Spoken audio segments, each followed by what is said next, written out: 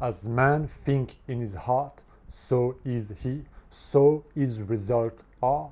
But what does it mean to think in your heart? You see the heart here symbolically represents your subconscious mind.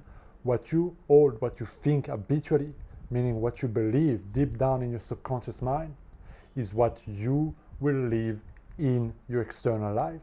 Because life is only a mirror, always reflecting back to you, your relationship with it. And so your inner limitations will become your outer limitations.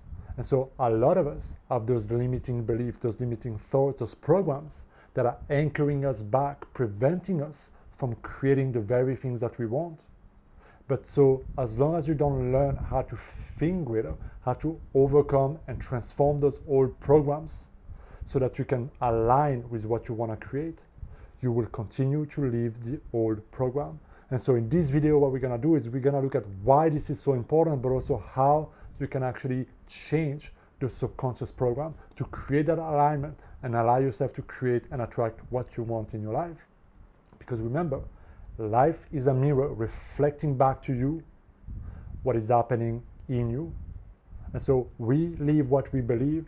And what does most people think and believe about themselves? Well, for a lot of people, it's a lot of negative stuff. A lot of us are conditioned to doubt ourselves, to not believe in ourselves, that we're not good enough, that we're not smart enough, that we're not beautiful enough, that there is something wrong with us, that blah, blah, blah. And so you see that vision that we have of ourselves, we project it on the things that we want, life, and so on. So what happens when you have an idea, when you have a desire, when there's something you want to do, an opportunity, there's that doubt, there's that limiting thoughts, there's that excuse. I don't have the time, it's too expensive, I can't do it. It comes and it pollutes your perception, because even in your mind, you don't allow yourself to fully believe, I could have it. Even in your mind, sometimes you don't give yourself permission to have what you want to really have. So how could you ever get yourself in a place where you have it, when there's so much internal struggle to even just think that I deserve what I want?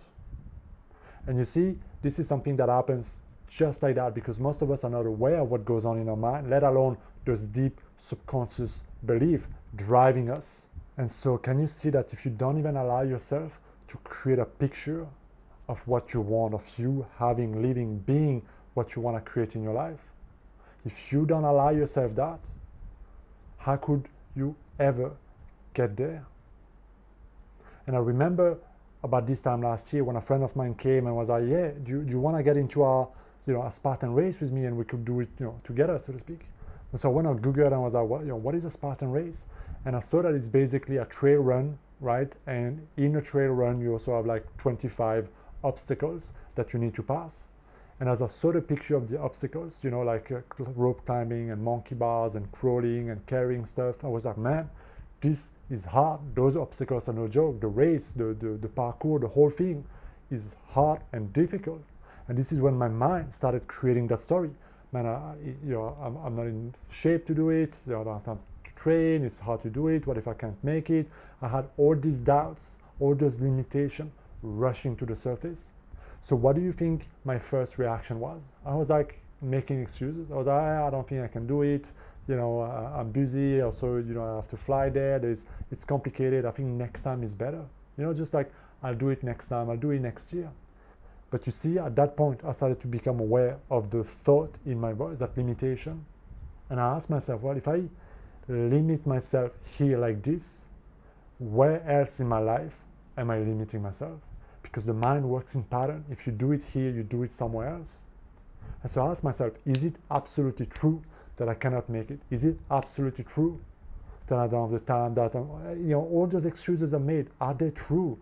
Or I'm just telling myself the limiting convenience story to keep myself safe in the comfort zone? And so as I was starting to challenge those limiting thoughts, I was starting to break the old program, right? Because now my awareness allowed me to choose a different story. And so I did the next thing. I stretched, I faced my fear, and I bought the ticket, because I knew the moment I made the decision, there is no turning back. The moment I commit, I will see it through. And so then I created a plan. I was like, I don't know where to start. I don't know what I need to do. So I'm going to search, I'm going to research, I'm going to apply myself. But above all, I'm gonna believe, and I'm gonna feed myself every day positive thought that I can do this, that I'm strong, that I'm fit, and I'm gonna see myself finishing and crossing the finish line, and not only just making it, but doing it well in a competitive way, just to show myself, yes, I have it in me, I can do it, I am bigger than whatever I used to believe about myself. So the moment you allow yourself to give yourself permission to believe, now you have energy to do the next thing, to take the first step, and one step a day can take you a long way. Don't get too focused like a lot of people do on how I'm gonna get there, how do I achieve my goal, how do I manifest it, how do I create it, where's the money gonna come from, right? You don't need to answer that. All you need to do is first choose, believe, give yourself permission, and first in your thoughts, and then anchor it in your heart, because the more you do it, the subconscious mind loves repetition. How do you change what you think deep down in your subconscious mind? How do you change those old programs? Well, first, you become aware of the limitation, right? You challenge it. Is it true? Is it story true? Is it really true that I can't, that I'm not good enough, or this or that? The moment you question it, you challenge it, you're already breaking it. And then you need to know, what do I need to think instead that will allow me to get there? In the Bible, it says, let the weak man say, I am strong. Because if you keep saying, I'm weak, I can't, I'm tired, I'm this, if you keep believing in the story of your self-pity and victimizing yourself, how could life treat you any differently? If you still think that you're ugly and not good enough and too dumb and not this and not that, how could life treat you any differently? If life is a mirror, always reflecting back to you your relationship with it, how could you get anything else? But the moment you start believing in yourself, the moment you start investing in yourself, the moment you start growing, the moment you start loving yourself, what will life reflect back to you?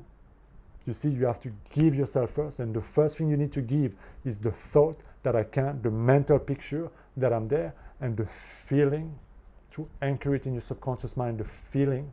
So through repetition, whether you use affirmations or mantra or scripting or visualization or a mix of all of the above, right? Those are all tools that allow you to reprogram your mind over and over and over and over again, because remember, repetition is what would change the programs at the subconscious level.